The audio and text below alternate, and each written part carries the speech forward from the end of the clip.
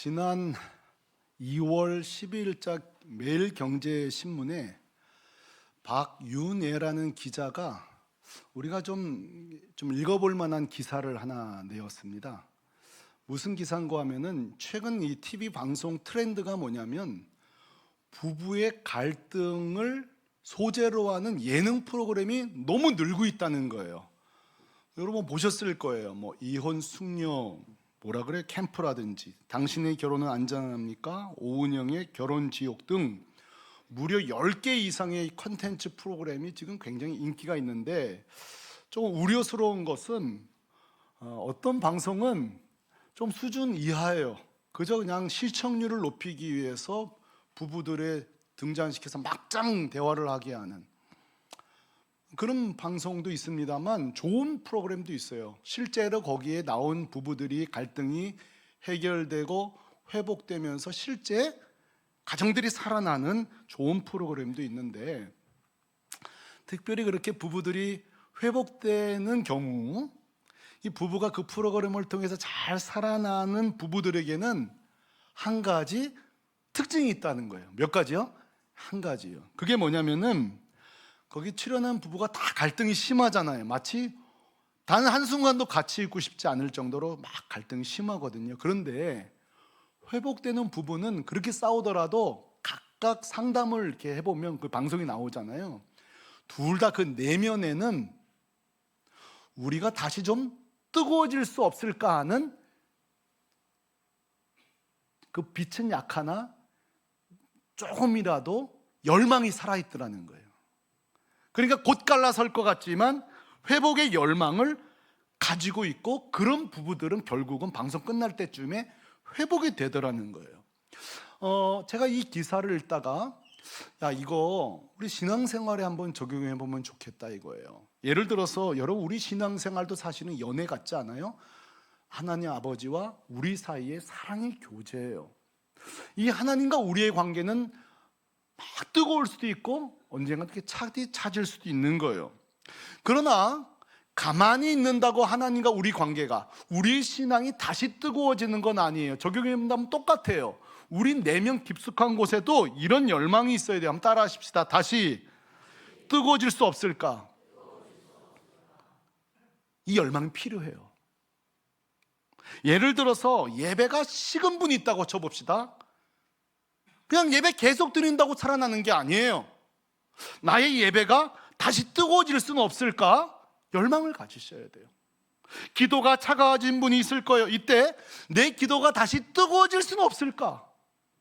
그렇게 성도들 만나는 게 좋던 성도 어느 순간에는 막 멀어지고 싶을 때는 내가 좀 다시 성도의 교제가 뜨거울 수는 없을까 하고 열망이 있을 때 회복되더라는 거예요. 샘물교회 성도 여러분, 이런 저런 모양으로 신앙의 다양한 영역에 침체가 오신 분 있습니까? 절대 가만히 계시면 안 됩니다. 내가 다시 뜨거울 수는 없을까? 열망을 가지시고 그 열망대로 회복되기를 주님의 이름으로 축원합니다. 자, 우리 앞뒤좌우로 뜨거움을 회복합시다. 네, 뜨거움을 회복하셔야 돼요. 이게 자꾸 말해야 돼요. 자꾸 말해야 돼요. 내 예배가 회복돼야 될 때 자꾸 말하셔야 돼요. 자, 그렇다면 우리가 지금 앞뒤좌우로 내 신앙이 다시 뜨거울 수 없을까? 내 예배가 다시 뜨거울 수 없을까? 선포만 한다고 될까? 결코 그렇지 않습니다. 내가 다시 뜨거워지기 위해서는 다양한 방법들이 있는데 오늘 제가 한 가지 소개하려고 해요. 그것은 바로 제가 추천해드리는 한 권의 책을 여러분 꼭 읽게 되기를 바랍니다. 2권도 아니고 한 권입니다. 그 책 이름은 헨리 블래커비 박사님이 쓰신, 따라합시다, 하나님을 경험하는 삶. 바로 이 책입니다. 아주 고전입니다. 이 헨리 목사님이 이 책을 쓰신 이유도 우리와 똑같아요. 목사인 자신도 자신의 신앙이 너무 차디차게 식는 걸 경험합니다. 성도들의 신앙을 뜨겁게 하기는 어려운데 식는 거는 왜 이렇게 빨리 식어요? 그러고 나서 이 책을 쓴 거예요.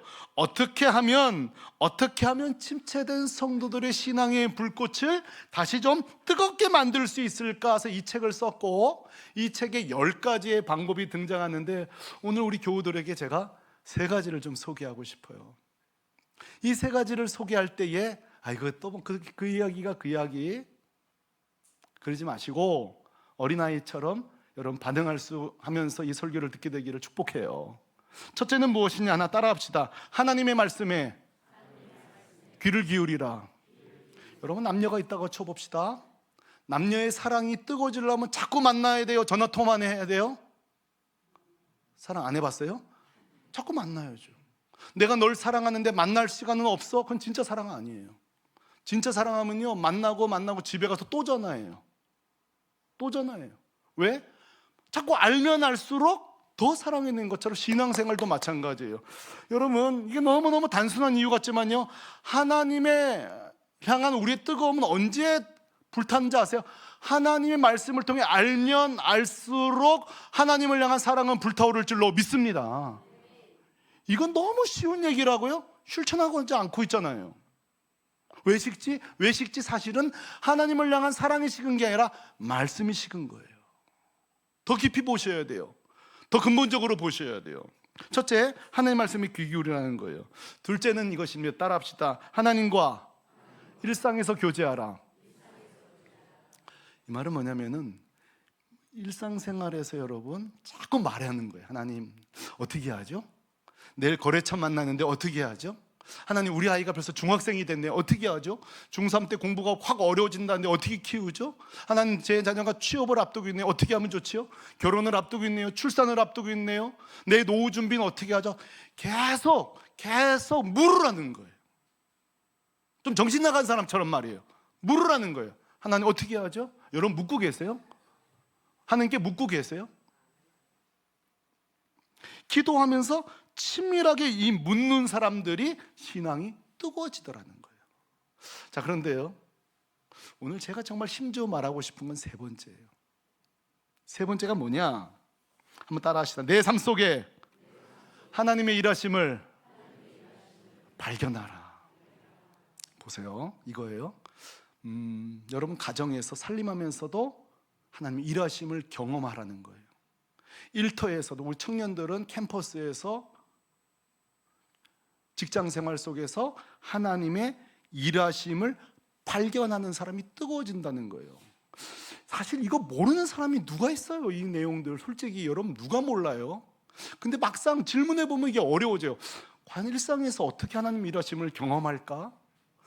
한번 여러분 질문해 봐요. 여러분 지난주에 출근하면서 하나님의 일하심을 경험했습니까? 지난주 거래처에서 일하심을 경험했습니까? 자녀를 키우면서, 설거지를 하면서 여러분 가정 속에서 지난달 하나님의 일하심을 경험했습니까?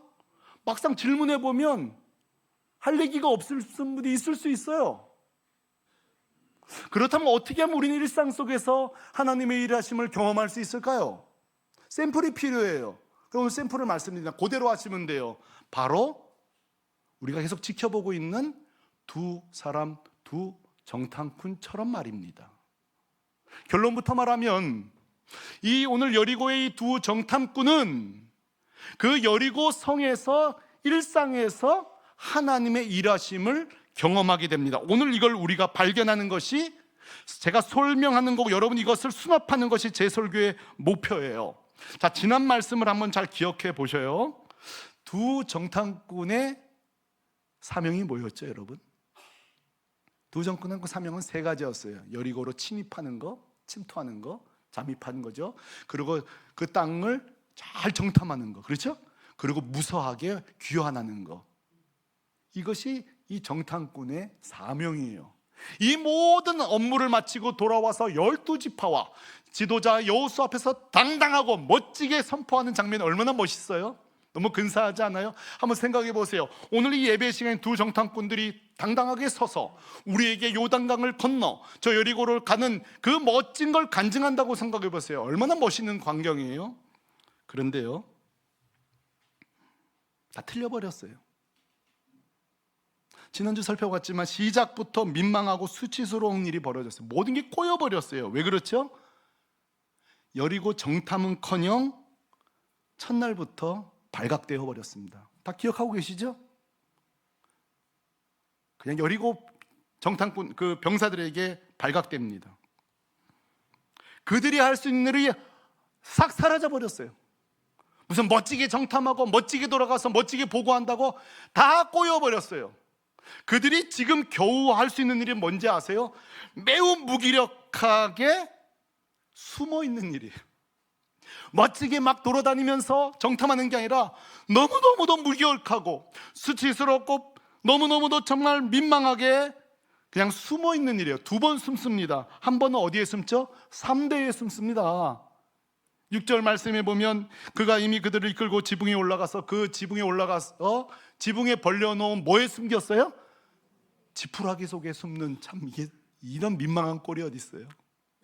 2번째는 16절에 보면 이번엔 또 산에 숨습니다. 라합이 그들에게 이르되 두렵건대 뒤쫓는 사람들이 너희와 마주칠 까노니 너희는 어디로 가서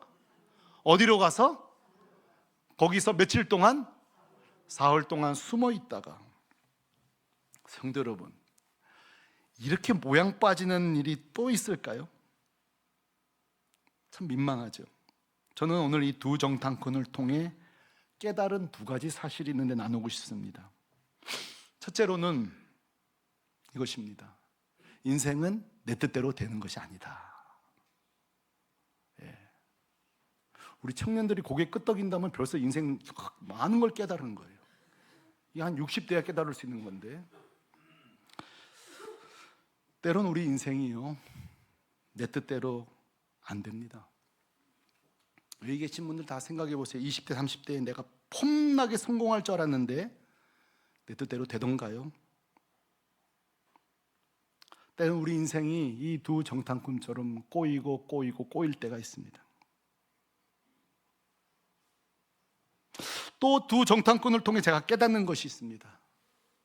인생이 꼬일 때 더 비참한 것은 하나님이 보이지 않습니다. 인생은 꼬이는데 이 위기의 순간에 하나님이 보이지 않을 때가 있습니다. 막막할 때, 남의 간증을 들을 때, 목사님 부흥사들의 간증을 들으면 그 위기의 순간에 하나님이, 천사가, 하나님이 기적이 척척척척 맞춰져야 되는데 나는 예외입니다. 인생도 위기인데, 칠흑같이 어두운데 하나님도 보이지 않을 때가 있습니다. 자, 2 정탐꾼을 생각해 보세요. 2 정탐꾼이 이게 뭐 자기 일이에요? 하나님의 역사죠. 구속의 역사잖아요. 그러면 좀 하나님 도와주셔야 되는 거 아니에요? 첫날 들어왔으면 좀 정탐도 좀 하고 다 좀 돌아다니다가 나갈 때쯤 발각돼가지고 드라마틱하게 돌아가면 되는 거 아니에요? 하나님 너무하신 거 아니에요? 들어오자마자 발각돼서 결국 지금 뭐예요? 여리고성 저 항구탱이에 3대 밑에 쥐새끼처럼 숨어있는 처량한 인생입니다. 우리 인생도 마찬가지예요. 호기롭게 우리 인생을 시작하지만 위기 순간 하나님의 손길이 보이지 않을 때가 있습니다.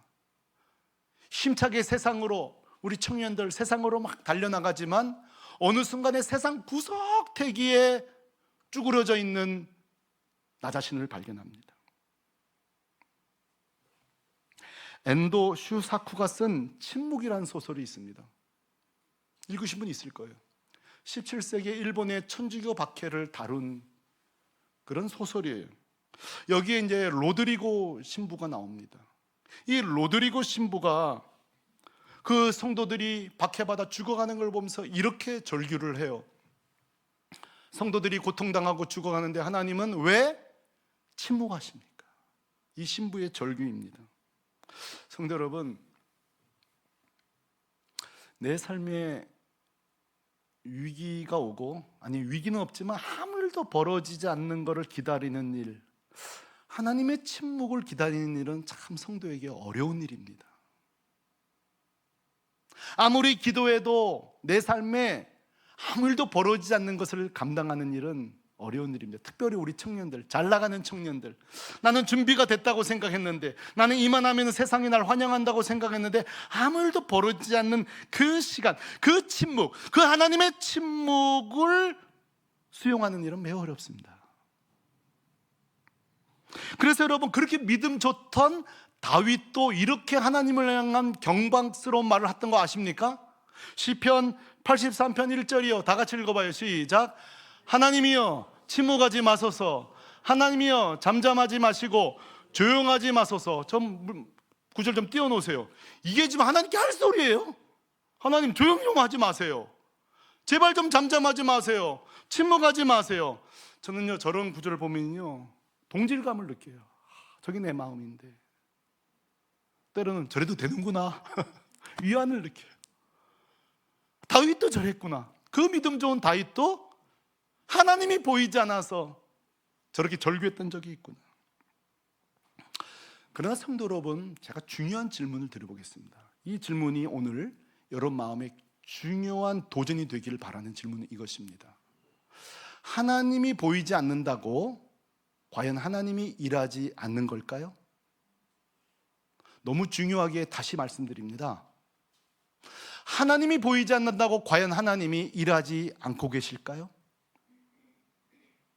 내 삶 속에 하나님이 침묵하고 있다고 해서 마치 하나님이 일도 중단하고 계실까요? 여러분의 대답은 무엇입니까? 지금까지 여러분이 경험한 바의 대답은 무엇입니까? 정답 말고요. 사실 어떤 분은 그렇게 말씀하실 수 있어야 돼요. 맞습니다. 하나님은 일하지 않는 것 같아요. 솔직하셔도 됩니다. 대답하실 수 있어야 됩니다. 그러나 오늘 두 정탐꾼은 적어도 이렇게 말합니다. 하나님은 보이지 않지만, 따라합시다. 하나님은 여전히 일하십니다. 오늘 우리는 이것을 목격할 것입니다. 그리고 우리 성도님들도 오늘 제 설교의 가장 중요한 부분, 이것을 발견하셔야 돼요. 하나님은 보이지 않지만, 하나님은 침묵하지만 여전히 일하고 계시구나. 여러분, 이것을 우리 성도들 깨닫게 되기를 바랍니다. 청년 여러분, 정신 차리세요. 졸지 말고. 청년 여러분, 여러분 삶 속에 여전히 일하고 계신 줄로 믿습니다. 아무도 안 졸지만 내가 한마디 한 거예요, 그냥. 자, 그러면 왜 두 정탐꾼은 지금 계속 잡히고 발각되고 숨고 이렇게 무기력하고 수치스러운데도 여전히 하나님은 일하신다고 말했을까요? 이유가 있습니다. 여러분 보세요. 하나님 보이지 않아도 침묵하는 것 같아도요 이렇게 일하십니다. 어떻게 일하시는지 아세요? 따라합시다. 하나님은 사람을 통해 일하신다. 누구를 통해 일하세요? 질문하겠습니다. 두 정탐꾼이 발각됐어요. 발각됐죠? 그를 3대에 숨기고 산에 숨긴 게 천사입니까? 라합입니까? 누가요? 라합이에요. 하나님은 보이지 않지만 하나님은 라합을 통해 일하고 계십니다. 이걸 놓치시면 안 돼요. 그 산에 숨긴 거 천사 아니에요. 라합이에요. 하나님은 마치 그 스타디움에 감독처럼 딱 팔짱 끼고 야 라합 출발해 조정하고 계신 거예요. 여기저기 수많은 라합 1, 2, 3 수많은 자들을 통해 일하는데요 우린 그걸 못 보는 거예요. 라합은 바로 보이지 않는 하나님의 손이었습니다. 라합은 침묵하시는 하나님의 도움이신 줄로 믿습니다. 또 하나 제가 깨달은 게 있어요. 하나님은 보이지 않지만 어떻게 일하시느냐? 잘 들으세요. 하나님은 따라합시다. 하나님은 하나님의 방법대로 일하신다.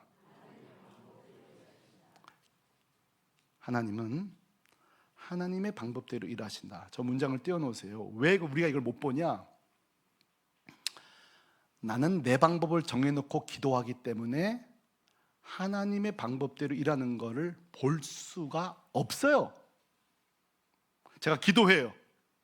하나님 이렇게 해주십시오, 저렇게 해주십시오. 나는 딱 두 개를 놓고 하나님 이 둘 중에 하나. 근데 하나님은 다른 방법 일하는 걸 못 보지. 난 이것만 정해놨으니까.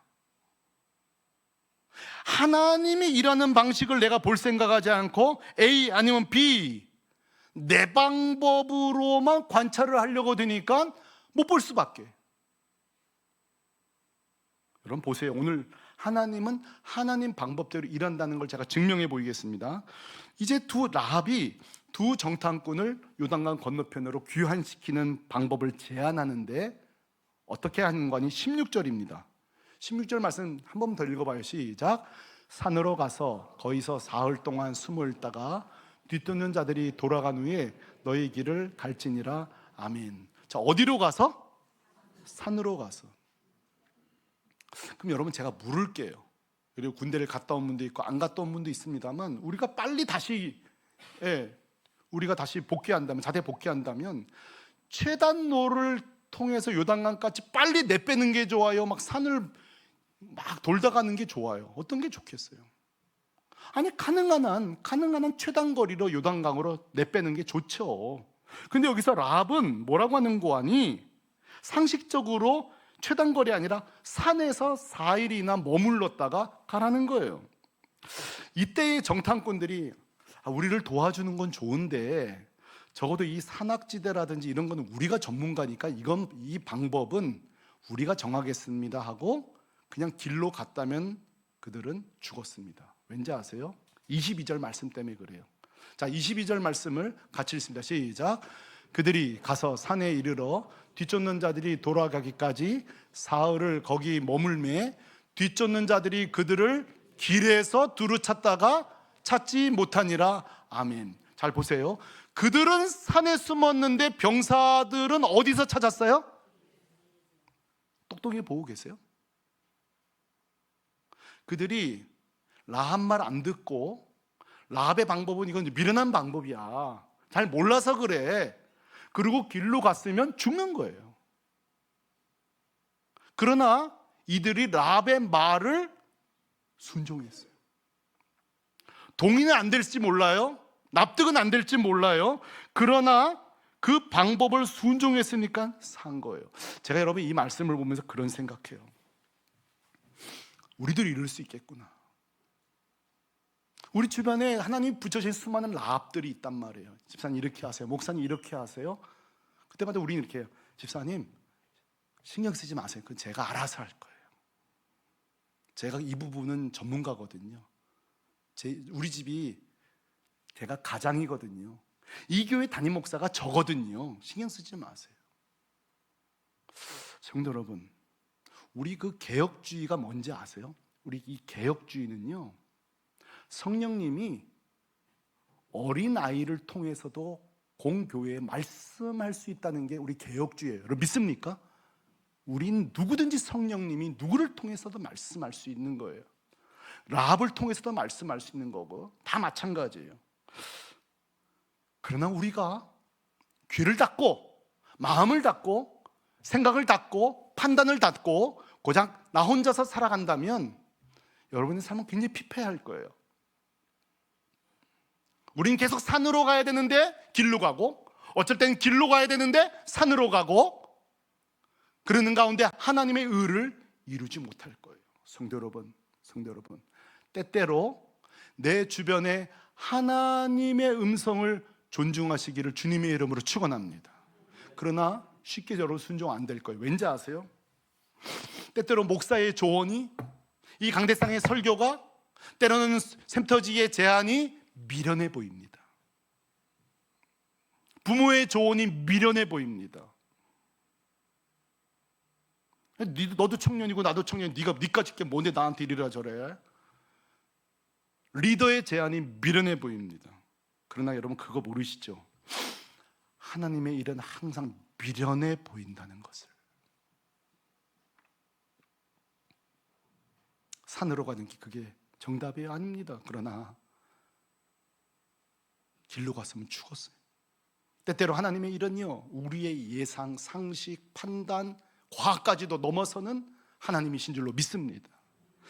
여러분, 하나님의 방법이 미련하나 얼마나 영광스러운지를 가장 잘 나타내는 게 십자가 사건 아닙니까? 여러분, 십자가가 뭐요? 로마 제도 가운데 가장 수치스러운 사용법 아닙니까? 이 십자가에 달리는 자는 두 번 다시 보고 싶지 않은 저주받은 죄인 중에 죄인이에요. 그런데 생각해 보세요. 하나님의 이 땅을 구원하는 방식이 가장 저주스러운 십자가를 구원의 방법으로 쓸 줄 누가 알았겠냔 말이에요. 그 십자가는 그냥도 보기 싫은 거예요. 너무 비참하고 너무 처참해서. 그런데 보세요, 하나님 방법 좀 보세요. 그 십자가를 보는 자가 삽니다. 그 예수를 보는 자가 생명을 얻습니다. 그러니 여러분, 십자가만큼 미련한 게 어디 있어요? 십자가만큼 미련한 게 어디 있어요? 그러나 하나님의 미련한 것이 인간의 힘보다 부요한 거예요. 능력인 줄로 믿습니다. 항상 하나님의 방법은요, 내 판단에 돌아가는 길 같고 틀린 길 같아요. 예수 믿으면 구원받는다, 이 말이 미련해 보여요. 열심히 살면 되지, 기도 뭐하러 하나? 기도가 미련해 보여요. 큐티 그거 뭐 목사님들이 하고 리더만 하는 거지, 그거 왜 하나? 미련해 보여요. 다 전부 다 미련해 보여요.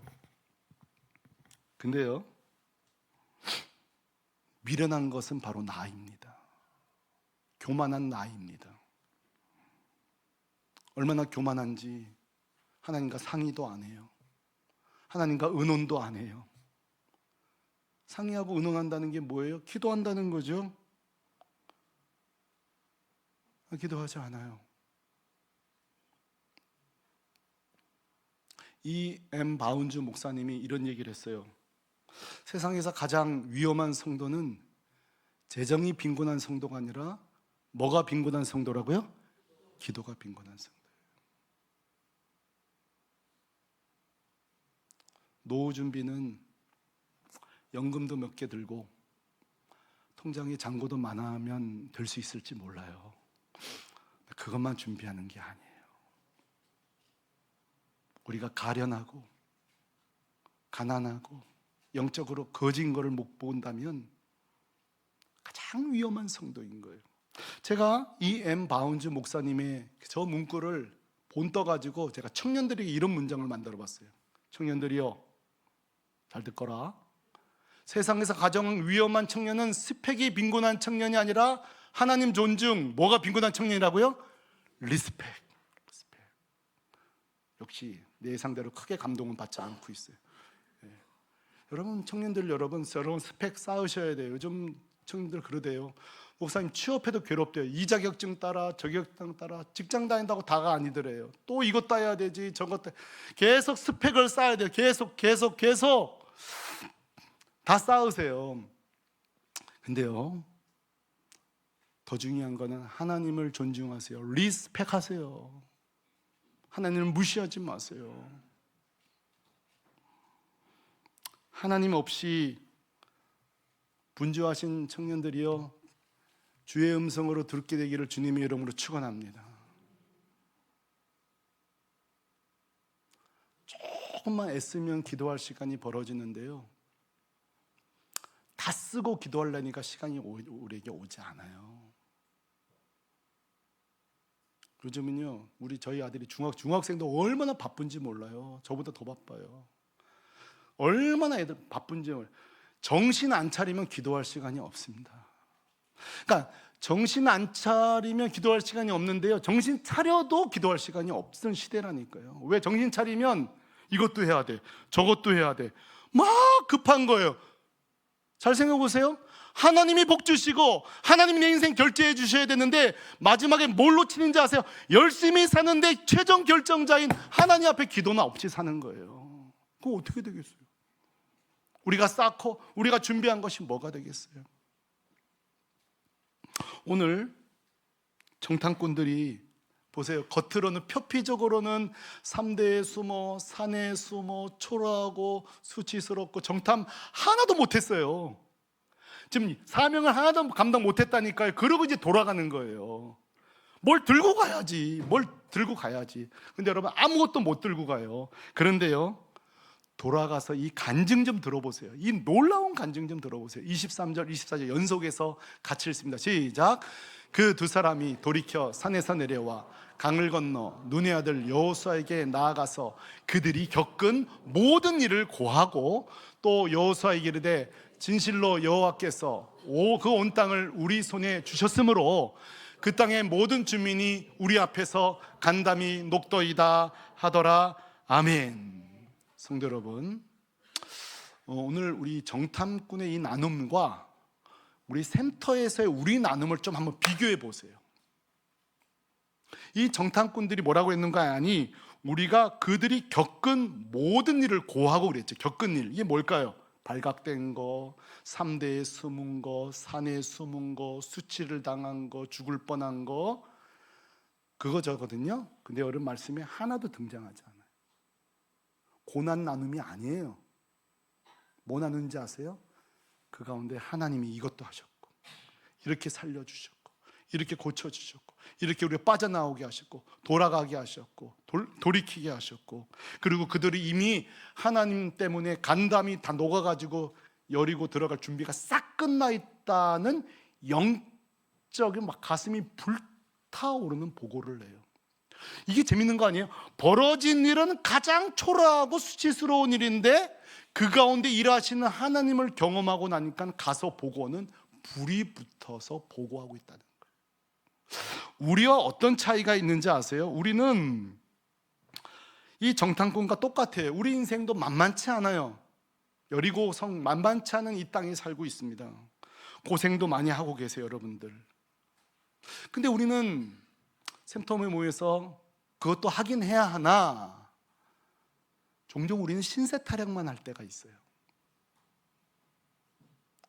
이렇게 되면 어떤 게 있냐면 맨날 센터 모임이 그날이 그날로 끝나버려요. 아, 저 얘기 지난주 들었던 건데, 줄거리도 다 알아요. 저러다가 이제 부도난다, 부도나고 또 다 서로 알아요. 근데 언제까지 우리가 여러분 삶 속에 어려운 이야기만 해야 할까요? 제가 도전받고 도전하고 싶은 것은 그래도 여리고 이성부터 빠져나올 때까지 고난은 많았으나 그들의 일상 가운데 헨리 목사님이 말한 것처럼 생생하게 일하시는 주님을 말했듯 저는 우리 샘물결교의 샘터가 그런 공동체 되기를 원해요. 찢어지게 괴롭고 어려웠지만 한 주, 버거운 한 주였지만 하나님 내 인생 가운데 생생히 일하셨다는 간증도 고난과 함께 나눠지기를 주님의 이름으로 축원합니다. 아니요, 갈수록 하나님의 일하심을 더 많이 말하게 되기를 주님의 이름으로 축복합니다. 왜냐면 이것 때문에 그래요. 습관이 얼마나 무섭냐면 하나님의 일하심을 보는 사람은 계속 그것만 봐요. 고난만 보는 사람은 계속 고난만 보더라니까요. 이거를 고리를 끊어야 돼요. 그렇다고 해서 모일 때마다 이번에도 승리한 이야기 해야 될 텐데 뭐 하지? 그러란 뜻은 아니에요. 섬세하게 뭐 하나라도 단 한 가지라도 이번 주 내 삶 속에 역사하신 주님을 잘 관찰했다가 나누잖아요. 다음 주 살펴보겠습니다만 이 두 사람의 이 간증이 얼마나 큰 역할을 하는지 아세요? 이 간증을 듣고 여호수아가 가슴이 불타올라서 그 다음날 이른 아침에 요단강으로 돌진합니다. 할렐루야. 두 사람의 간증이 목회자를 살려서 리더까지 살렸단 말이에요. 우리는 누굽니까? 사람 만나고 목회자를 만나고 샘터 만날 때에 낙심시키는 자입니까? 그래도 뭐 하나라도 상대방을 살리는 사람입니까? 한번 생각해 보세요. 저는 헨리 블랙커비 목사님 이야기로 오늘 설교를 시작했는데요, 맞아요. 우리가 어떻게 뜨거워질 수 있느냐? 두 정탐꾼처럼 여리고의 일정이 무척 버겁긴 했으나 그 가운데 일하시는 하나님을 발견했듯 우리 샘물교회 성도님 도전하고 싶어요. 목사님, 나 정말 뜨거워지고 싶어요. 나 정말 찐 하나님 체험하고 싶어요. 제안할게요. 멀리 찾지 마세요. 여러분의 일상으로 찾게 되기를 소망합니다. 교회에서 경험하게 되기를 소망합니다. 여러분의 청년부에서 부서에서 경험하게 되기를 소망합니다. 왜냐하면 우리 주변에 하나님이 보내주신 라합이 있기 때문이에요. 이것도 설명해 드려요. 여러분에게 평생의 라합들이 있었습니다. 첫째가 누군지 아세요? 여러분의 부모님들이에요. 부모님이 날 키워준 거 그거 거절하고요. 이제 어버이날 다가오기 때문에 제가 또 서서히 공부를 뗍니다. 서서히 또 부모님 감사해야 되기 때문에. 여러분, 우리 힘으로 자랐어요. 천만에 만만해. 부모님을 하나님의 손길로 여기고 계세요, 여러분. 그건 당연한 거지. 나왔으면 책임져야지. 정말 한 대 주고받고 싶어요. 여러분, 부모님요, 여러분 삶의 첫 번째 하나님의 일하시는 손길인 줄로 믿습니다. 앞뒤 좌우로 부모님 계시면 수고하셨습니다. 인사해 주세요. 감사합니다. 두 번째로요, 우리에게 라합이 없다고요? 있어요. 누군지 아세요? 바로 여러분 자신이요, 성도들끼리 서로 라합이었어요. 잘 생각해 보세요. 우리가 진짜 어려울 때 우리를 위해서 기도해 주는 거 누구예요? 우리들이에요. 사실 우리 형님들은 섭섭하겠지만 저 진짜 기도 제목이요, 우리 형님한테 못 나눠요. 우리 사역자들에게 나누지, 성도들에게 나누지. 사실 저에게 제일 가까운 건 여러분들이에요. 그래서 사실 우리 교회 생활이요, 장단점이 있어요. 너무 가까워지면 좀 무례해서 좀 이렇게 티격태격하고 할 말 안 할 말 더 하고, 이 문제는 있으나 그래도 교인들이 최고예요. 안 그래요, 여러분? 그래도 교인들이 최고예요. 성도들이 축복이에요. 근데 우리가 이거를 하나님의 손길로 못 본다니까요. 그래서 성도들은요, 자기 성도들을 자랑해야 돼요. 우리 교회 성도를 자랑해야 돼요. 세 번째도 있습니다. 우리 목회자들에게, 저에게 적용하고 싶어요. 우리 목회자들은요, 성도들을 하나님이 보시는 선물 라합으로 생각하셔야 돼요. 우리 목회자들의 가장 큰 실수가 뭔지 아세요? 이미 온 성도들을 기뻐 안 하고, 성도들 더 많이 와야 되는데, 이미 교사가 있는데, 교사 더 많이 내야 되는데, 그럼 이미 온 사람은 당연한 거야? 천만에 만만해. 서서히 이게 목회자가 지금 있는 교사를 소중하게 안 여기고, 직분자들을 소중하게 안 여기고, 좀 더 라합 더 없나? 좀 더 없나? 더 안 돼요. 목회자들은 성도들을 고마워해야 돼요. 반대로 여러분은 목회자들을 고마워해야 돼요. 생각해 보세요. 여러분 한번 생각해 보세요. 저를 동아교회 성도들이 좋아하겠어요? 여러분밖에 없어요. 그러니까 여러분들이 좀 부족해도 우리 목사님 해줘야 되는 거예요. 그러다 보면 또 좋은 목사 돼가요, 제가. 사실 우리 피참 모두 다 하나님이 일하시는 손길들인데 그걸 못 봐요. 주고받은 좀 불편했던 이들만 생각해요. 당연한 거 아니에요. 우리 삶 속에 하나님의 놀라운 일들이에요. 최근 제가 즐겨 듣는 찬양을 소개하고 설교를 마치려고 하는데요, 믿음이 없이는이라는 위즈일 찬양이에요. 저는요, 막 특송 좀 해보고 싶어요. 나도 요즘 잘해가지고. 근데 저는 찬양만 하면 막 심장이 떨리고, 설교는 하겠는데 눈물이 나가지고 난 못하겠어요. 가사는 이래요. 제가 불렀다 치고 가사가 뭐였냐면, 주님, 내 마음이 너무 뭐해서 주님을 볼 수 없습니다. 이 땅에 속하여 이 땅만 보다가 주님 손을 놓쳤습니다. 이게 우리 모습 아니에요? 여리고만 보다가, 3대에 숨어 있고 산에 숨어 있는 것만 보다가 하나님 일하심을 못 보는 거예요. 나는 나그네로 왔는데 왜 주저앉게 되었나? 나는 청지기인데 언제부터 내 삶의 주인이 되어버렸나? 이거 부르고 싶은데. 여러분 보세요. 이 가사를 지은 사람 누군지 모르지만 이 땅만 보다가 주님을 놓쳤어요. 애들을 키우다가 애들 키우는 게 버거운데 아이들만 보다가 주님을 놓치는 거예요. 내 노후 준비 어떻게 하지? 이 땅만 보다가 하늘을 놓치는 거예요. 이게 우리의 모습이에요. 이 두 정탐꾼도 마찬가지예요. 자칫하면 하나님 놓칠 뻔하다가 일상에서 일하시는 하나님을 보게 된 거예요. 제가요 좀 늙긴 늙었는가 봐요. 자꾸 문자가, 한의원에서 문자가 와요. 내 연락처를 어떻게 하는지. 한의원에서 벌써 세 번째 문자가 옵니다. 눈이 침침하십니까? 진짜 그렇거든요. 밥맛이 없고 무기력하십니까? 불안하고 초조합니까? 내가 답장을 보냈어요. 저 아직 이런 거 필요 없다고 했는데 또 이게 핸드폰이라 02로 돼가지고 발송이 안 되더만요. 근데 세 번째 오는데 제가요, 이것도 하나님의 뜻이다. 왜냐하면 저 문장을 내가 이렇게 바꿔봤어요. 내가 누굽니까? 신앙의 이상 증세가 여러분에게 내가 보낼 생각이에요. 영안이 침침하십니까? 주님은 안 보이고 땅만 세상만 보입니까? 말씀 빈곳, 말씀이 아니라 말씀 밥맛이 없습니까? 두려움과 걱정, 염려가 많습니까? 새물결 한의원 이래가지고 3번이나 저 문자를 받고 저한테 적용해 봤어요. 이 직업병 목사는. 그렇죠? 영안이 어두우면 땅만 보고 주님을 못 보는 거예요.